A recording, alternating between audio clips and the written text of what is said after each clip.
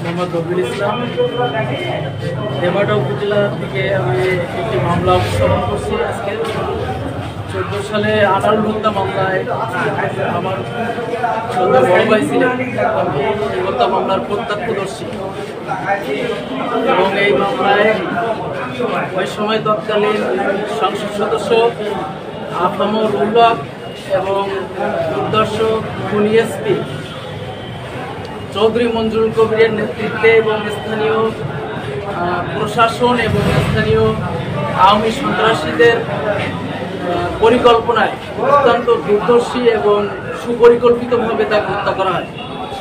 তো আমি বিজ্ঞ আদালতের কাছে এই অপরাধের দৃষ্টান্তমূলক শাস্তি ও ন্যায় বিচার প্রার্থনা করছি।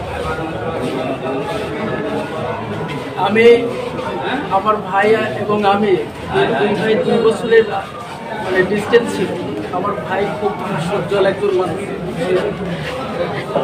এবং সবসময় তার আচরণ, শুধু তার একটাই অপরাধ ছিল ইসলামী আদর্শকে ধারণ করা, রাজনৈতিক উদ্দেশ্য চরিতার্থ করার জন্য তাকে এই নির্মমভাবে হত্যা করা হয়েছে। তো ভাইয়ের শেষ কথা যেটা ছিল, আমার সবসময় আমার হৃদয়ে এখনো ভাসে, স্যার আমি কোনো অপরাধ করিনি। এদেরকে স্যার বলতেও লজ্জাবোধ করে আজকে। ওসি তারক এবং জিয়াউল হক ছিল গুলির যারা করছিল, আমি এখানকার প্রত্যক্ষদর্শী ছিলাম।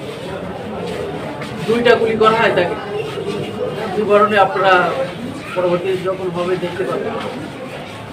তো ভাই তাদেরকে যখন নির্মমভাবে ধরে নিয়ে আসছে, রাস্তায় তোলার পরে বলছে যে স্যার আমি কোনো অপরাধ করিনি, আমি ডায়াবেটিসে রুগী, আমাকে আপনারা নির্যাতন করবেন না। গুলি করার প্রস্তুতি যখন নিচ্ছে যে আমি কোনো অপরাধ করিনি স্যার, আমাকে গুলি করবেন না, আমার 2টা ছোট বাচ্চা আছে।